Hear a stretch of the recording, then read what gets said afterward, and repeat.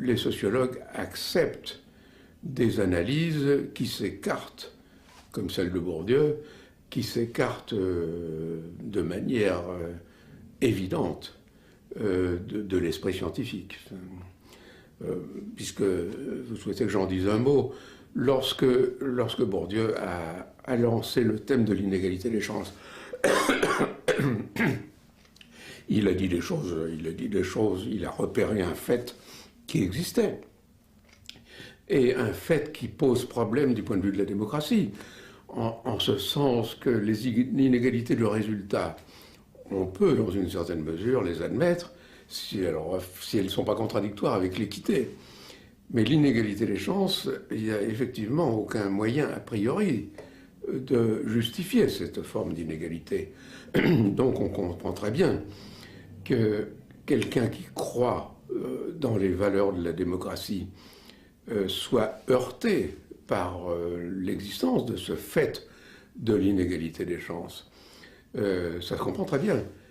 Et le fait que Bourdieu l'ait mis sur le marché, mis ce fait sur le marché avec un certain charme d'écriture, disons, bon, explique qu'il ait eu du succès. D'autre part, il en a présenté des explications qui sont simples, qui reviennent, j'ai employé le mot néo-marxiste pour clarifier ces explications, parce que je crois que ça correspond à la réalité. Néo-marxiste, parce que Marx lui-même était un auteur relativement subtil, souvent. Les néo-marxistes sont des auteurs qui très souvent reprennent des idées de Marx en les simplifiant énormément. Et Bourdieu a finalement fait de l'inégalité des chances l'effet d'un complot de la classe dominante contre la classe dominée. Un complot dont la classe dominante, alors là, les esprits subtils y ont été ravis, mais on se croirait là chez Diafoirus un peu.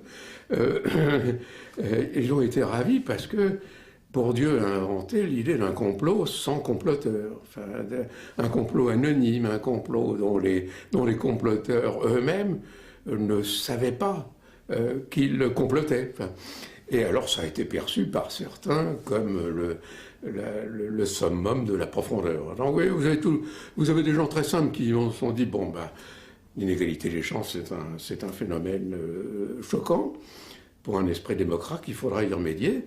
Bon, il y a des gens qui ont été séduits par ce thème. Il y a des gens qui ont été séduits par le thème sans être séduits par l'explication. Et puis il y a des gens qui ont été, surtout parmi les intellectuels, parmi certains intellectuels, qui ont été ravis par cette explication extraordinaire du complot sans comploteur.